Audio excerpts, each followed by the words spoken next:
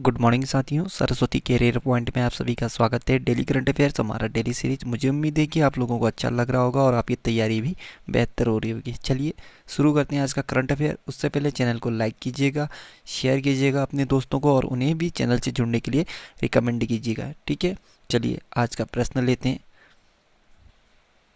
भारत के नए मुख्य चुनाव आयुक्त कौन बने हैं? तो ये अनूप चंद्र पांडे बने। ठीक है, अनूप चंद्र पांडे सुनील अरोड़ा की जगह लेंगे। चुनाव आयुक्त मुख्य निर्वाचन आयुक्त की नियुक्ति राष्ट्रपति करता है। ठीक है, संविधान के किस भाग में निर्वाचन आयोग के बारे में बताया गया? तो भाग 15 में। संविधान के किस अनुच्छेद में निर्वाचन आयोग के बारे में बताया गया? तो 324 में। ठीक है, भाग 15 और अनुच्छेद 324। ठीक, भारत में निर्वाचन आयोग की स्थापना 25 जनवरी 1950 में की गई है और राष्ट्रीय मतदाता दिवस 25 जनवरी को हर साल मनाया जाता है। भारत के मुख्य निर्वाचन आयुक्त का कार्यकाल 6 वर्ष या 65 वर्ष तक होता है। संविधान के किस अनुसूची में निर्वाचन आयुक्त के शपथ के बारे में बताया गया है? तो अनुसूची 3 में है। भारत के पहले निर्वाचन आयुक्त थे सुकुमार सेन। किस संविधान संशोधन द्वारा मतदान की आयु 21 वर्ष से घटाकर 18 वर्ष कर दी गई? तो ये 61वां संविधान संशोधन 1989 में। ईवीएम इलेक्ट्रॉनिक वोटिंग मशीन का प्रयोग सबसे पहले किस राज्य ने किया था? तो ये केरल ने किया था। ठीक, तो इम्पोर्टेंट लाइन है, अनूप चंद्र पांडे ये भारत के नए मुख्य निर्वाचन आयुक्त बने हैं। ठीक है, या चुनाव आयुक्त कह सकते हो।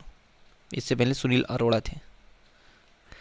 FIH हॉकी 5S विश्व कप 2024 की मेज़बानी कौन सा देश करेगा? तो ये ओमान करेगा। ठीक, ओमान जनवरी 2024 में FIH हॉकी 5 वर्ल्ड कप पुरुष और महिला की मेज़बानी करेगा और मैच ओमान की राजधानी मस्कट में खेले जाएंगे। ओमान एशिया महाद्वीप में स्थित है। मस्कट राजधानी है ओमान की। ओमानी रियाल ओमान की करेंसी है।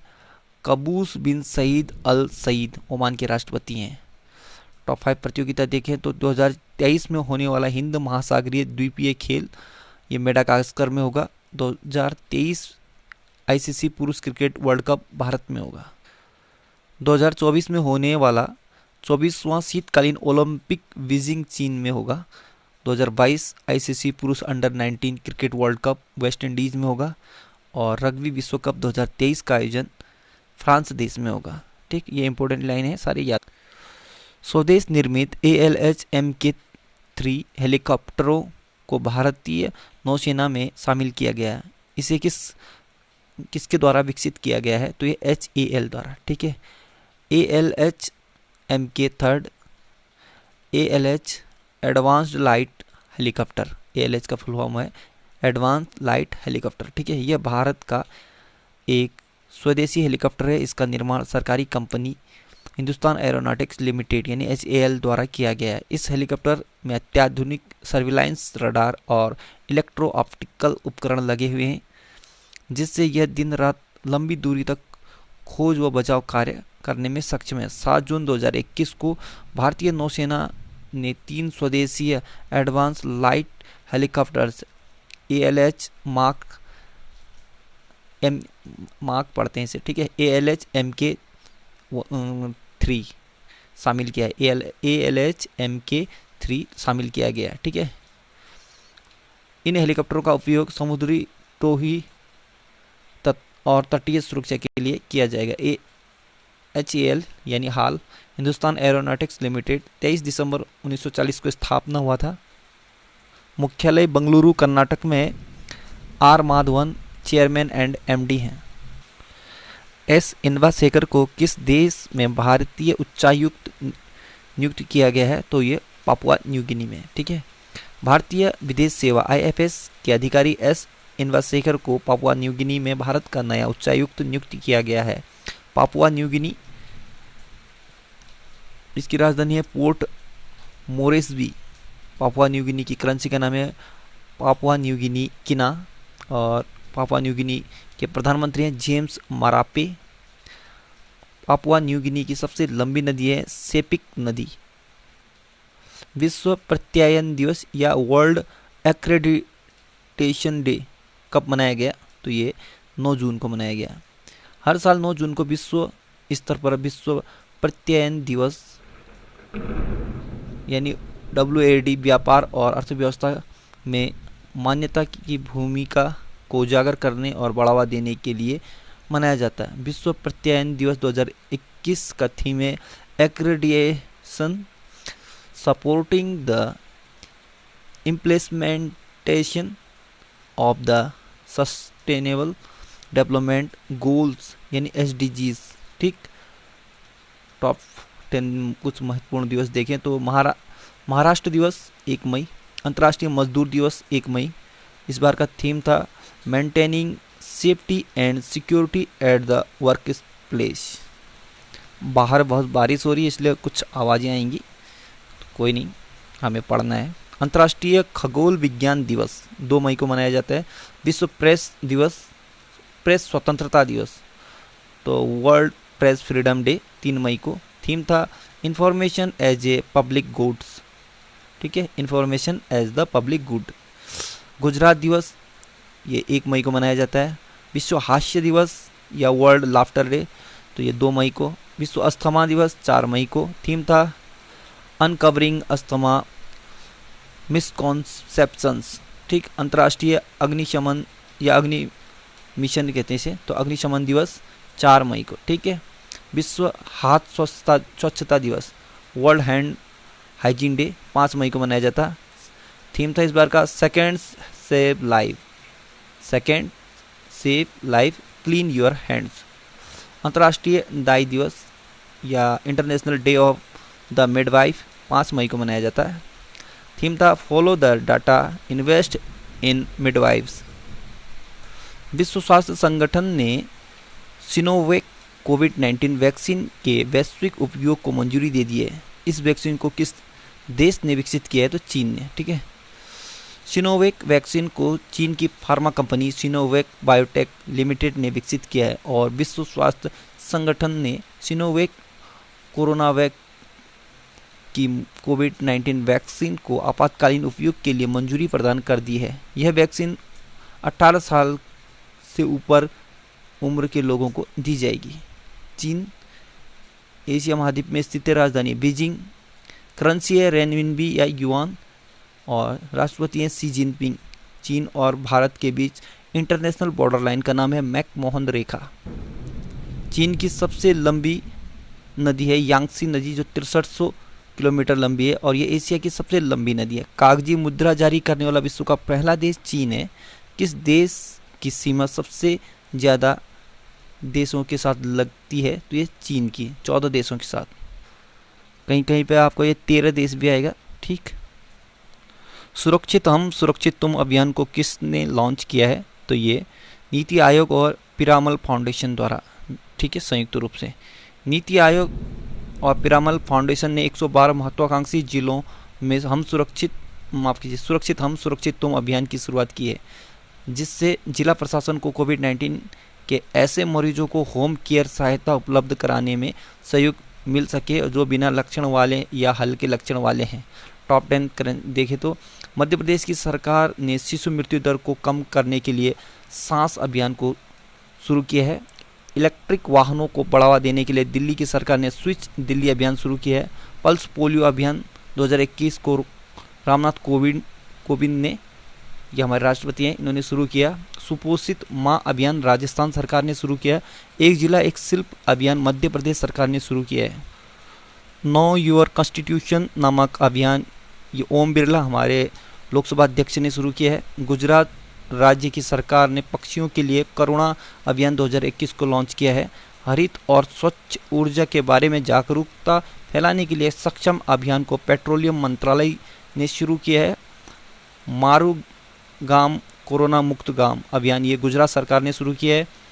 किस राज्य की सरकार ने कोरोना मुक्त पिंड अभियान शुरू किया? तो ये पंजाब की सरकार ने। ठीक, RBL बैंक के फिर से MD एंड CEO कौन बने? ये विश्ववीर आहूजा। RBL बैंक ये 1943 में स्थापना हुआ था, मुंबई महाराष्ट्र में मुख्यालय है। Vishwavir Ahuja MD and CEO हैं और इसका टैगलाइन है अपनों का बैंक।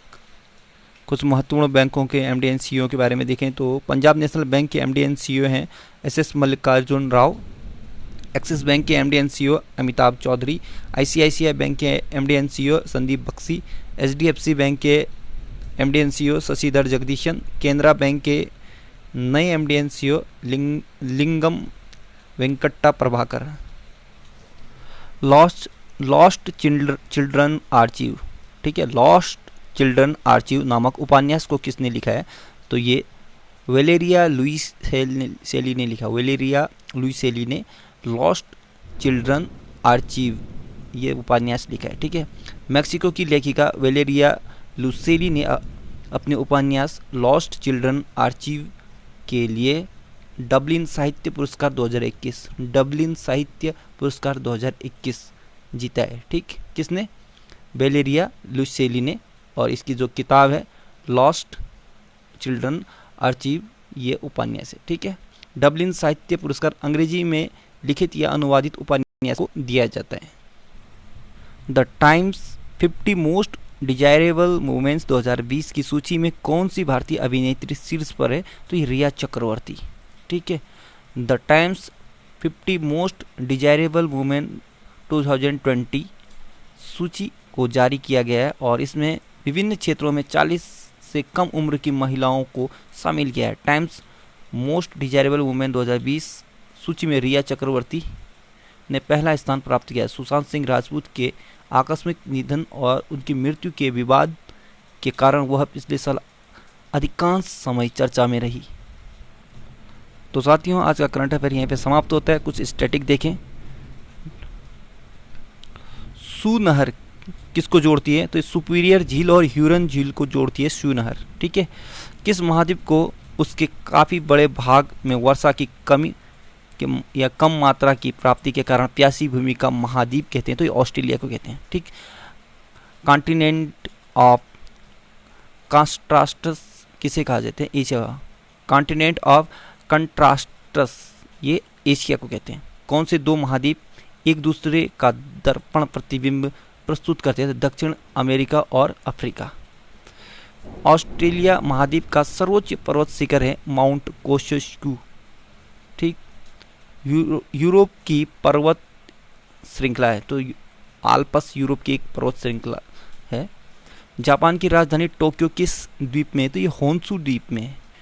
सेकाकू द्वीप के स्वामित्व का विवाद किन दो देशों के बीच है? तो चीन और जापान के बीच में। दस्त ए काबीर मरुस्थल किस देश में? तो ये ईरान में है। मरुद्वीप किससे संबंधित है? तो ये रेगिस्तान से संबंधित है मरुद्वीप।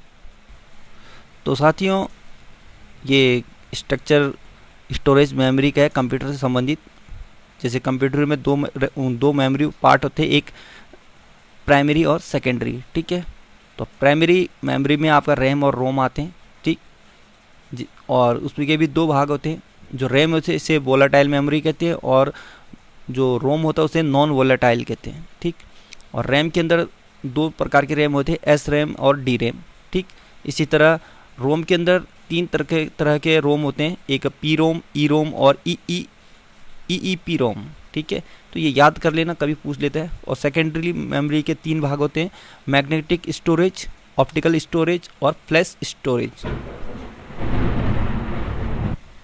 सेकेंडरी मेमोरी के ये तीनों पार्टों में जो मैग्नेटिक स्टोरेज होता है उसमें एचडीडी, इसे हार्ड डिस्क ड्राइव कहते हैं, फ्लॉपी डिस्क और मैग्नेटिक टेप होता है।